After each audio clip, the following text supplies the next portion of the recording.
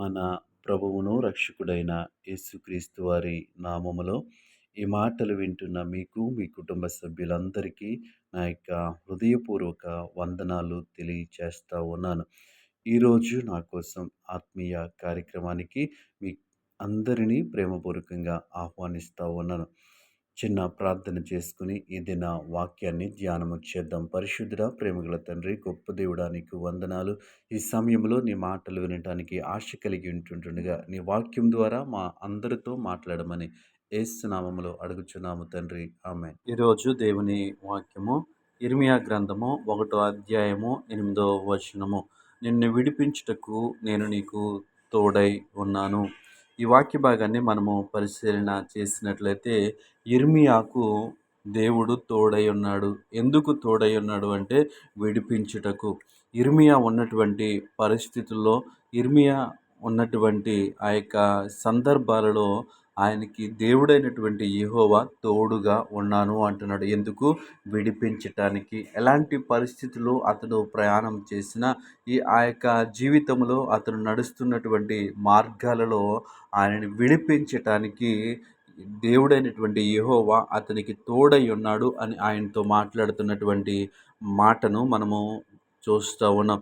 ఈ ఉదయకాల సమయంలో ఈ మాటలు వింటున్న ప్రియ ఆత్మీయ స్నేహితులారా, ఈ లోకంలో మనము కూడా అనేక సందర్భాలలో, అనేక పరిస్థితుల్లో తోడు కోసం చూస్తూ ఉంటాం.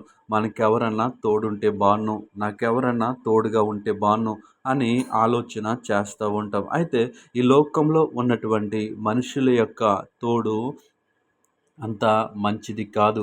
ఈ యొక్క మనము ఏదైతే తోడు కావాలని ఆశ కలిగి ఉన్నామో అది కొంత సమయాన్ని అయ్యేసరికి వాళ్ళు మనకు కీడు చేయడానికి ప్రయత్నిస్తున్నటువంటి సందర్భాలు కొల్లలుగా మనము చూస్తూ ఉంటాం.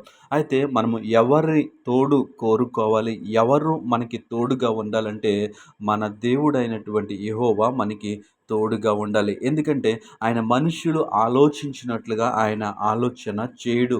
మనుషులకు ఉన్నటువంటి ఉద్దేశములు ఆయనకు ఉండవు. ఆయన ఒక ప్రభావము కలిగినటువంటి వ్యక్తి. ఆయన చేతిలో సర్వశక్తి ఉన్నది. ఆయన సర్వ సృష్టికి ఆది సంభూతుడు ఆయనే. కాబట్టి ఆయన తోడును మనము కలిగి ఉన్నట్లయితే ఆయన మనల్ని విడిపిస్తాడు. దేవునామానికి మహిమ కలుగునుగాక. ఈ మాటలు వింటున్న ప్రియ సహోదరి సహోదరుడా, నిన్ను విడిపించుటకు నేను నీకు తోడై ఉన్నాను. మనము ఎవరి తోడు కోసం వేగిరి పడుతూ ఉన్నాం, ఎవరి తోడు కోసం వెంపర్లాడుతూ ఉన్నాం, ఒకసారి పరిశీలన చేసుకుందాం. చాలా సందర్భాలలో మనల్ని విడిచి వెళ్ళిపోయిన వారిని జ్ఞాపకం చేసుకుంటూ వాళ్ళు ఉంటే బాగుండు, లేదా మనకి లేని వారిని మనకు తోడుగా ఉంటే బాగుండు అని మనము ఆలోచన చేస్తూ ఉంటాం. అయితే దేవునికి ప్రతిదీ తెలుసు. దేవుని యొక్క ఉద్దేశంలో మనం అందరము ఉన్నాము. మనకి ఏది కావాలో ఆయనకి తెలుసు. సమస్తము ఆయన మన కోసమే ఆయన కలుగు చేస్తాడు. కాబట్టి మనము ఎవరి తోడు మనము కోరుకోవాలంటే మన దేవుని యొక్క తోడు మనము కోరుకునే విధంగా ఉండాలి. ఎందుకంటే ఈ లోకంలో మనము ఎవరి తోడు కోరుకున్నా వారు ఏదో ఒక సందర్భాల్లో మనకి వ్యతిరేకంగా ప్రవర్తిస్తూ ఉంటారు. మనము పాడైపోవడానికి ప్రయత్నం చేస్తారు, లేదా మనము ఎదగకుండా ఉండటానికి అడ్డుగా ఉంటారు. కానీ దేవుడు ఒక్కడే మనకి నిజమైనటువంటి తోడుగా ఉంటాడు. నన్ను విడిపించుటకు ఆయన తోడు అవసరము. ఈ ఉదయకాల సమయంలో ఈ మాటలు వింటే నా ప్రియ సహోదరి సహోదరుడా, నీవు ఎలాంటి ఆలోచనతో ఈ వాక్యం వింటున్నావో నాకు తెలియదు, కానీ నువ్వు దేనికోసమైతే చింతిస్తున్నావో ఆ విషయమై దేవుడు మనతో మాట్లాడుతూ ఉన్నాడు, నీతో మాట్లాడుతూ ఉన్నాడు. నిన్ను విడిపించుటకు నేను నీకు తోడై ఉన్నాను. ఆయన మనకు తోడుగా ఉంటే మనం ఎలాంటి పరిస్థితుల్లో వెళ్ళినా ఆయన మనకి సహాయం చేస్తాడు. ఇశ్రాయేలు ప్రజలు ఆ ఐగుప్తుని విడిచి వెళ్తూ ఉన్నప్పుడు ఎదుర ఎర్ర సముద్రం కనిపిస్తూ ఉంది, వెనకాల సైన్యము కనిపిస్తూ ఉంది.